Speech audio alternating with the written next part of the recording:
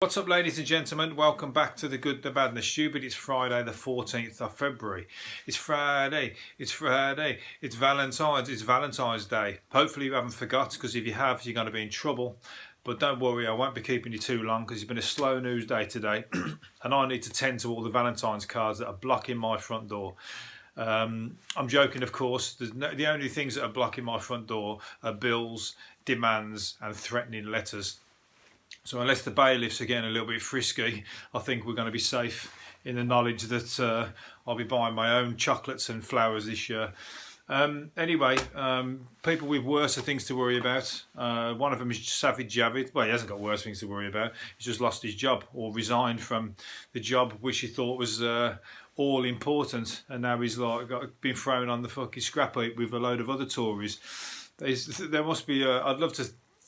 Imagine what I can only imagine what they're thinking. Looking at Savage Javid's fake smile, he's just thinking, "You bunch of fucking arseholes. I can't believe it. After all I've done for you." And the same with all the other ones. The smug looks that they've had on their faces for the past few weeks, after they've been backing their leader, their faces have turned to fucking, if looks could kill or whatever.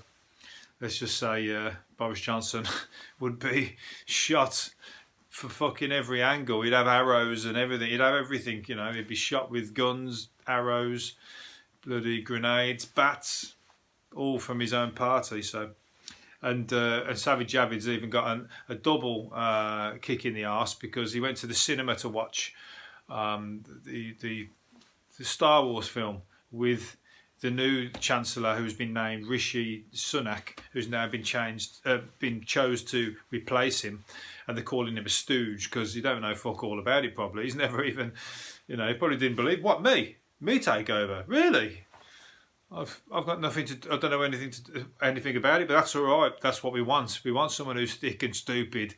We want to run the thing ourselves. That's pretty much what they've done. But anyway, he went to the cinema with Savage Javid, and Savage Javid put a tweet saying the force is strong with this one. And it was. He's come up and fucking stabbed him in the back and nicked his job. So I bet he's thinking, "You little bastard. I can't believe it. After I fucking bigged you up." He's done a proper, gone to the dark, he's gone to the dark, or was it the dark side? But the dark side is Boris Johnson and his cronies. So there you go. Never trust a Tory. That's what they say. Even when you are one, it's a fucking pally. Next thing you know, you fucking you're off down the road, David Banner style, with your bag, wondering where the fuck am I gonna live now? Anyway. Let's get on to lighter notes. Those of you that are going out to buy chocolates, well, for the ladies, if you want a really good night tonight, then you want to buy your man a box of chocolates, because it's been called the Viagra of the mind. Hormone chocolate boosts male sex drive. So I've just gone out and bought myself a load of out-of-date Christmas Christmas stocking chocolates. Remember them ones I used to get? I used to get them all the time for Christmas presents. They look really good. They're massive, but they're only cheap, aren't they? They got like Bounty and chocolate and all that shit in it. A multi-pack, so you got to get through them. But actually, I only get ones without dairy in them now, because I'm a fussy fucker. But anyway, Viagra of the mind, and now scientists have discovered that a hormone in chocolate can also boost a low libido. What does it call it? Libido in men, by making women smell or look attractive. So I'm sure you can do that by yourselves, ladies, but apparently the chocolate will make you smell even more nice and even more attractive. So who knew what a Terry's chocolate orange could do? I don't know if it would work with like fucking, Kit Kat or Twix. Or it's got to be like some kind of posh chocolate, surely. Can't work with all the shit ones. Or what's it called? A fudge. You might be having a fudge, but you ain't going to be fucking. I don't think a fudge is going to turn me on. No chance. Going to have to be some kind of fucking, top of the range stuff, like Lindt, or what's the other ones? Green and Blacks. You got to, You can't just put like a load of like wagon wheels in front of me, then go, how about a bit, cowboy? It ain't gonna work. Anyway, so there you go. That's a new one on me. Saying that, I'm probably going to be home alone tonight, so I don't want to be getting too frisky. It'll be party for one. I'll be following in Tyson Fury's footsteps with his fucking masturbate Olympics that he's doing every day on his boxing training. 7 a day. I don't think, it takes some to fucking be hitting those kind of numbers. You have to be a fucking, some kind of super athlete, I think. Agatha Christie fans have blasted the BBC for turning the adaptation of her book, The Pale Horse, into an X-rated swear fest. Bloody hell, I don't think they're going to be fans of my podcast then, are they? The Agatha Christie fans are definitely, I don't think they're the kind of people who are likely to be watching YouTube anyway, so I think I'm safe there. But they don't like the swearing in it. I'd be all over Points of View if I was ever on the TV. Remember Points of View, where they, I think they might still have it on, but where people write in and make complaints about what they've seen on the TV, like they've got some invested, they've got a right. It's our right, and I'm going to tell you that programme should not have those kind of things in it, because people pay the TV licence and they think they've got some kind of rights to it and all that. When fuck it, that's why I like being on YouTube. I can do what I like, say what I like to the very few people that watch my podcast anyway, or my videos. So, you get what you pay for at the end of the day, don't you? There's very limited audience for what I've got, but I'd rather that than fucking be on the BBC and somebody say, don't watch what you say, don't say that, you can't talk about that. Watch, we don't want you slagging off the royal family. How dare you talk about Boris Johnson that way? Fuck that. I don't think anybody's doing me any favours. Nobody's like, they'll come calling one day. They'll come knocking. Don't you worry about that. They'll try and be like trying to, funk up their TV ratings and that, and they're going to need me when I start hitting the fucking numbers, when the millions start following. It's only a matter of time. But until then, watch this space. Britain is set to be hit by 3 more storms. Violent weather. Oh yeah, but we know that. I fucking got smashed in it yesterday by Storm Dennis. But then we've got another 2 coming. Storm Ellen and Storm Francis. Storm Ellen and Storm Francis are the names of the women who are not going to receive any Valentines gifts as of today. So they're going to be storming out the house when the fellas come home from the pub and they've totally forgot all about it.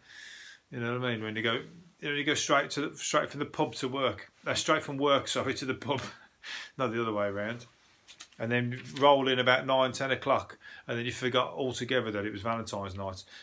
Some maybe nicking a bunch of flowers off a gravestone on the way home. That's what some fuckers do.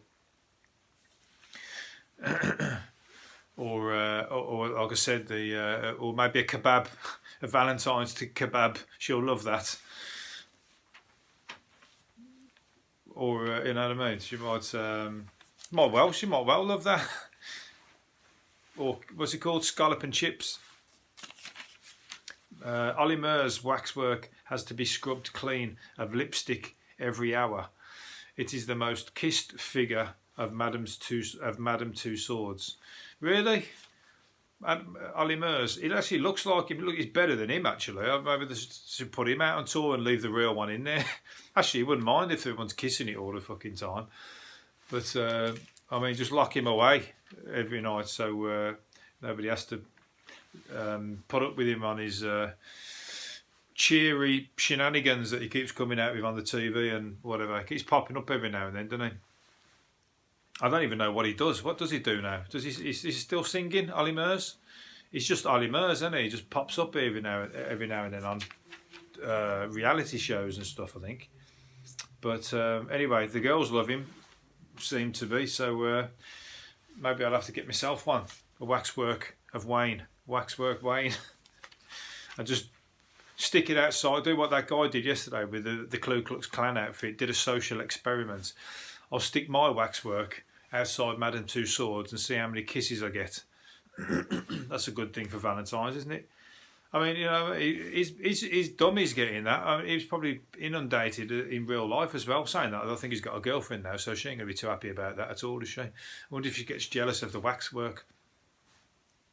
Yes, I'm going to stick a waxwork. But saying that, I haven't got the money that Madame Two Swords has to make a fucking exact replica of me. So mine will probably come out like a little bit melted, a bit of like a quirky version of myself. Who could I get to mould a waxwork of me? No idea. How do you go about doing that? You'd have to go there and get some of those, you know, like a plasticast version. People are doing that. I'll tell you what, I looked at the prices. I was looking at it for.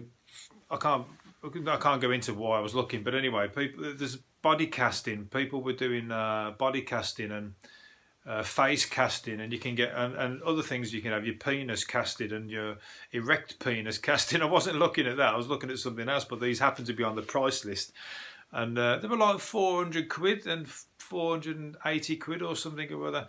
You know, your tits. You can have your tits casted and whatever else. And then what do you do with it? Put it up on the mantelpiece, and go, yeah. You know, that's my. I'll pay 450 quid for that. I'm a mug. That's what I am. You know, but or you know, give it to your girlfriend for Valentine's. I mean, that's like the shittiest present ever. That's a narcissist right there, giving her a fucking cast of your penis, but sort of thing. But yeah, people are paying it obviously because they've got a massive price list and like they look a proper professional kind of outfit. Full body cast you can get done in that as well. So anyway, maybe I'll go down there and get that waxwork done when I come into some money. Not this year, maybe next year. This time next year, let's see if we can do it.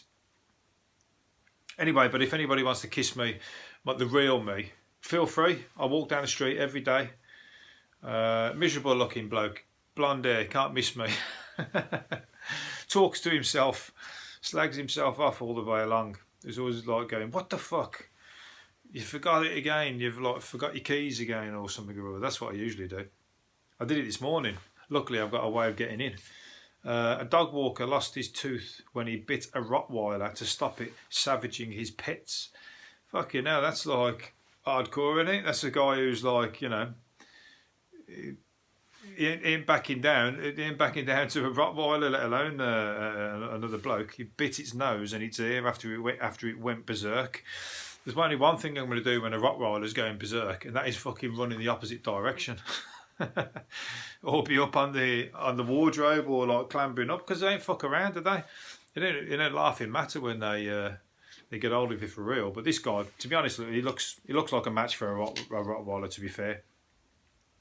And he won't take it. I suppose it's one of those like fake it until you fuck it, you know what I mean? Just like face, and the Rottweiler's like, hang on, this guy, he ain't backing down. They usually like to see the fear in you, don't they? So if you ain't backing down and you're coming, maybe he's like, well, hang on, this guy's fucking.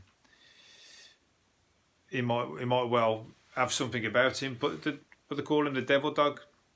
It's usually down to the owners, though, isn't it? How they've brought them up, but still, he saved his pets, so good on him. I don't think he even got bit. Did he get bit? No, I don't think he got bit. Oh, he lost his tooth. Well, that's what he got injured. He lost his tooth biting the dog. That's some fucking chomp as well, isn't it? To lose your tooth.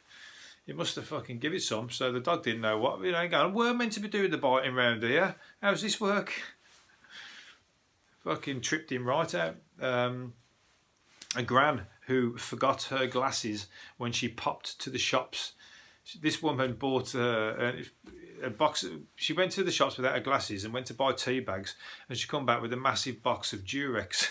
She picked up a pack of how many is that? A 30 pack of thin feel Durex. I'm surprised they were on the shelves actually. That's the first thing shoplifters nick, isn't it? Durex and things like aftershave and like deodorant and all that kind of stuff. They're sellable. They ain't going to nick tea bags. They're only a couple of quid, ain't they? But the package, didn't she realise she spent 17 quid? Oh, well, that's an expensive box of tea bags, isn't it? £17. Thai food. So she didn't cotton on, so maybe she's a bit thick at the same time. But she bought, she got a 30 pack of Durex. Maybe she'd been But and did she realise when she put one in a tea? How long did it take her to put her glasses back on? It's probably like dunking them, you know, when you they are almost like a tea bag shape, aren't they? Yeah, she got a surprise if it like melted the outer side, and all of a sudden she got a mouthful of a fucking condom. Her husband was more upset because she spent 17. I don't know. I haven't read the story to find out what happened after that, but maybe her husband went, well, now you've got them. How about it? How old was she? She's a gran anyway. I don't know how old she was, but it doesn't matter. He's still old enough to do it, I think. Or maybe the tea bags were a better option in that scenario. Boxer Carl Froch reckons he could take SAS man Ant Middleton in a fight. I thought that's fucking sticking your neck out there, isn't it? But he would probably because he's a boxer. But the other guy's an SAS man, so he's pretty much, you know, you might be coming at him with your fists, but he'll just grab an ashtray off the table and smash you over the head with that. He's like an improviser, SAS, aren't they? They probably know like all your pressure points and all that. So I wouldn't be too sure, really. To be fair, he's a middleweight boxer, and you've still got to cop him. But he's like, you know, he's set to fucking deal with people in war zones, and it's like, you know, push your eyeballs into the back of your head and like rip your tongue out and all that kind of bollocks. You ain't going to be standing there jabbing and whatever else. So I don't know. You might lose that one, Carl. To be honest, you might have talked yourself into a kick in there. Good job there, mates. Apparently, so not very good mates. If he's coming out saying I'd kick his ass, you know, maybe like, what'd you say that for? You're making me look bad. I've just been doing a fucking SAS tour, putting it on the fucking hard man. I don't want people coming out telling me they kick my ass. I'm going to have to fucking come around and kick yours now you've said that. Maybe I'll bite your face like the fucking guy did the Rottweiler. Show you what's fucking what. SAS, you can't, you know. Saying that, I could take him. I could take the pair of them. No, I couldn't. They ain't going to be listening, so don't worry, it's safe. If you ever do listen to this, if ever this podcast becomes popular, or this particular video, because I cut out the little videos, don't beat me up when we're in our celebrity circles. Let's be nice. £10,000. 10,000. Oh, 10,000. What's this? Fans of Big Mac. I said yesterday about the fans queuing up at McDonald's to get a special sauce, a limited edition sauce, Big Mac sauce, and I thought how ridiculous that was. Now, the fans of Big Mac special sauce are battling online to get their hands on special edition bottles. What the fuck? And then somebody's listed one on a site at a buy it now price of £10,000. They've got to be taking the piss. One has attracted 20 bids at the highest bid at 215 quid. But I didn't know anything. That's got to be bollocks. I mean, surely they're just someone's taking a piss online there. Either that or I'm going to be queuing up with them next time one comes around, because I thought that was ridiculous, people doing that. Now I can see why. They get them and flog them online to other dumbasses. So you're a dumbass for queuing up to pick one of these sauces up. You know, you're going to look stupid, but then you're going to put it online and sell it to another stupid fucking idiot who's going to pay 215 quid so far. I tell you what, I'm in the wrong game. I told you. I keep losing money. I don't know about making money. I'm fucking. If there was a prize, if you could, I'm a way to being the first reverse millionaire, I think. Anyway, I got all the noughts. I know I need a few of the fucking the ones or the twos. A soldier who shared his Wetherspoon table number on Facebook was hit with 165 orders from mischievous pals. He said things got out of control. The staff at Wetherspoon is that dumb that they didn't fucking notice 165 orders going to the same table. It was playing the Spoons app game, which involves sending your table number to friends, and then who then ordered mystery food and drinks via their mobiles. 60 drinks, including 30 Jaeger bombs. He had a little bit of a bad head the next day. He fucking drank them then, fair play. He was just, well, oh, fuck it, somebody else is stitching me right up here. I might as well drink them. Saying that, he's in Wetherspoons, he probably still didn't break the bank. He probably walked out of there with about change out of 20 quid after doing all that. It's amazing. It's like another world, Wetherspoons, isn't it? I can see why the kind. You know, some people, as I said before, some people won't go in there, and it's kind of almost. It's the kind of people in there who almost are likely to be in there, is what I was going to say. But the prices in there, you can't knock them. I tell you what, when you're down on your luck and you still want to drink, Wetherspoons is the place for you. But I'm going to be queuing at, and McDonald's is the fucking other shit place to be. But it looks like I'll be going collecting the wrong sauce. I'll come back with like 4 carrier bags of the shit tomato sauce ones or something or other. Get it wrong. A smuggler who hid £50,000 in cash inside peanut shells, meatballs and biscuits was nicked at New Delhi airport in India. I tell you what, he deserves a prize for being able to hide cash inside peanuts. How the fuck has he managed to get pound notes inside a peanut? For God's sake. It must have took him ages. He must have thought he had that one down. He's got like, nobody's going to suss that. And he got caught, and it's amazing that they would even look. But breaking open the peanuts and going like, hang on a minute, pulling out a £50 note. So there you go. What he's gutted, because they probably took that off him as well, haven't they? Probably said, you can keep the peanuts, mate, but this £50,000 in cash we're having. And actually, it was £100,000 in cash, but we're going to declare £50,000 of it. But you're going to get a lighter sentence. Is that all right? And he's gone crying into his meatballs. It's a strange thing to do, though, isn't it? He probably would have been better just leaving it in his pocket, and they wouldn't have even fucking bothered searching him. But you're turning up with like, you know, suitcases full of peanuts. It just looks suspect, doesn't it? Anyway, there you go. Again, another fool and his money, but that's a fucking fool who's like had money and then he didn't buy anything with it. He just fucking hid it in the wrong place. Geordies are the most annoying garden neighbours. They splash around in hot tubs, bounce, and this what's it called? Geordies are the most annoying garden neighbours. They splash around in hot tubs, bounce on trampolines, and borrow garden tools without asking, which is basically nicking or stealing. Do they give them back? A poll of 3,200 people found 46% of residents in Newcastle said they have encountered 3 or more issues with those living next door. Chavtown, obviously, you get that all over the place, don't you? But there's nothing worse than a fucking shit neighbour, is there? My neighbour used to learn to play the trumpet, and he was learning to play the trumpet, and he was crap at it. He was like fucking on it every single day, and his room was right next to mine, and it was like council houses, and the walls were like paper thin. I could have told him to shut the fuck up, really, but he would have heard me. But I wasn't, you know, I wasn't that way. Let's put it that way. But we used to borrow, in the council estates where I was, they used to borrow fags off each other till payday. Payday being dole day. People were passing cigarettes over the fence, throwing them over. So cigarettes become currency even on the council estate, not just in prisons. You know what I mean? You'd swap 5 fags for a fucking toilet roll and stuff like that. Crazy. But anyway, so Geordies are the shittiest neighbours to have. I don't know who closely followed by, but Brummies have got to be the best. I'm sure we must be right up there of the most pleasant neighbours that you can find. Right, I think I'm gonna finish up on one more thing then. An amorous Frenchman broke into a sex shop and stole £800 of saucy lingerie, including a nurse's outfit and a teacher's costume, to give to his girlfriend on Valentine's Day.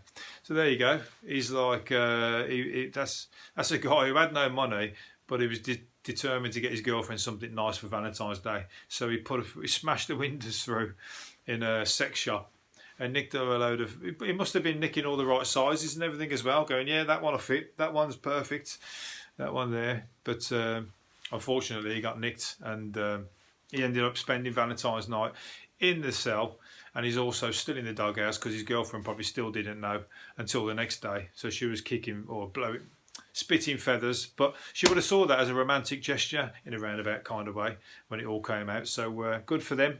Anyway, I'm going to leave it there. Hopefully you've enjoyed it. Don't forget, get out and buy those presents. I'll see you later, and see you again next week. Bye bye.